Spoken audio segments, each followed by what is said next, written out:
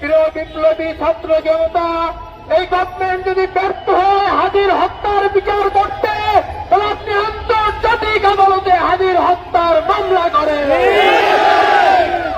হাদির হত্যার ইস্যু শুধু বাংলাদেশের একার ইস্যু এখন আর নাই, কেননা হাদি গুলিবিদ্ধ হওয়ার 6 ঘন্টার মধ্যে খুনি কিভাবে বড় স্তরে ইন্ডিয়া চলে গেছে, এই খবর আপনার কাছে যদি না থাকে, তাহলে বিদেশে যারা বাংলাদেশে অবস্থান করে তাদের কাছে কিভাবে গেল।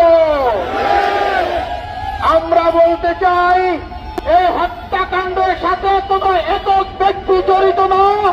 এই হত্যাকাণ্ডকে ধামাচাপা দেওয়ার জন্য যারা পিছনে কাজ করেছে, অর্থ বিনিয়োগ করেছে, পরিকল্পনা করেছে, সহযোগিতা করেছে, সকলকে আন্তর্জাতিক আদালতে বিচারের মুখোমুখি করে।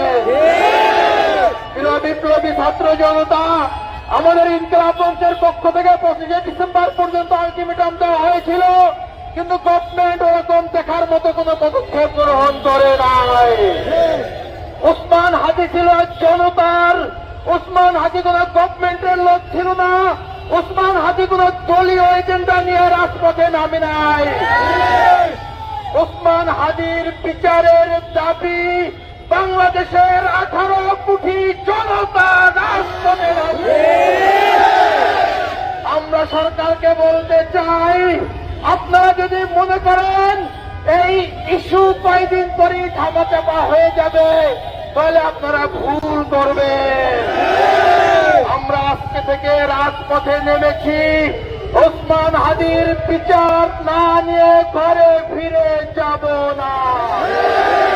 আমরা কঠোর থেকে কঠোরতম কর্মসূচি গ্রহণ করব, সারা বাংলায় প্রকট দেব, প্রয়োজনে আমরা যমুনা ঘেরাও করব। যদি না হয় আমরা ক্যান্টনমেন্টে লং মার্চ ঘোষণা করব। যে এজেন্সি হাদির খুনিকে লুকিয়ে রেখেছে, যে এজেন্সি হাদির খুনিকে পালিয়ে যেতে সহযোগিতা করেছে, ওই খুনি যদি ক্যান্টনমেন্টে